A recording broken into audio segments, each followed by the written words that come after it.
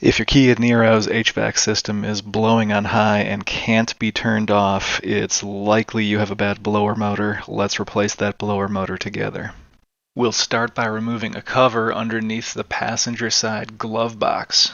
That cover is held in place by 3 clips, which can be removed by prying towards you with a flathead screwdriver while pulling down.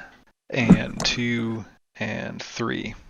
With the cover removed and set aside, we can get access to the blower motor.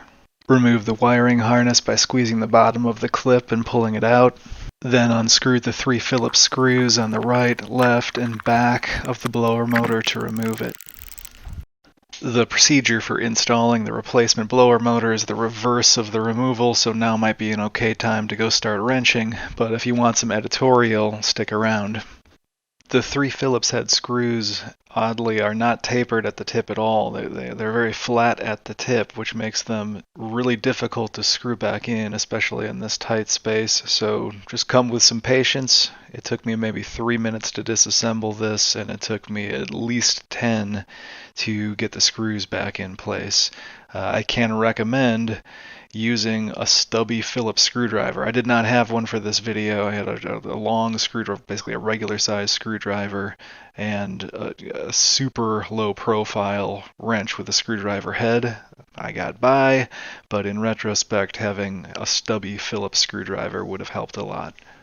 I'd also recommend starting with the right-hand screw, screwing it all the way in before moving to the left-hand screw, and then finishing with the screw closest to the engine compartment that's tucked behind the blower motor.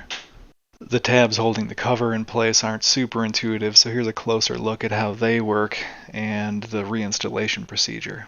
We got these 2 tabs here and here. They're just going to fit into these slots there.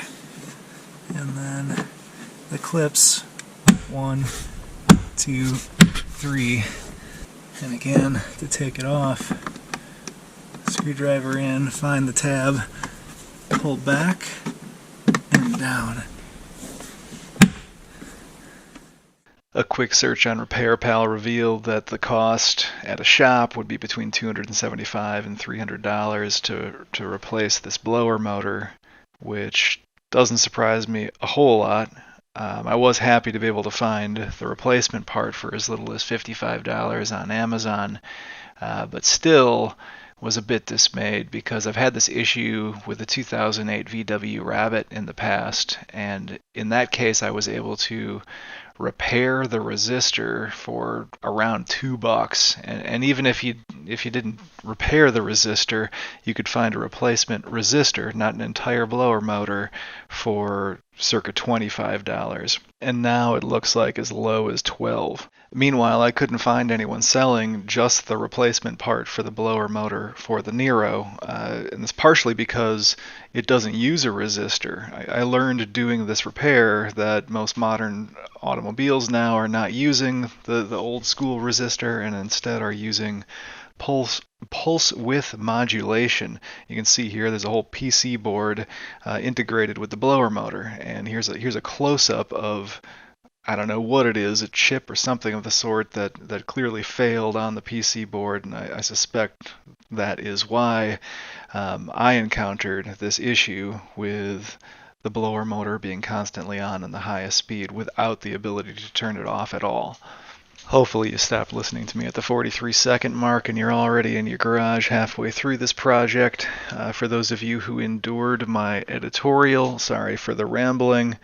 And for all of you, check the description. I'll include links to tools and parts.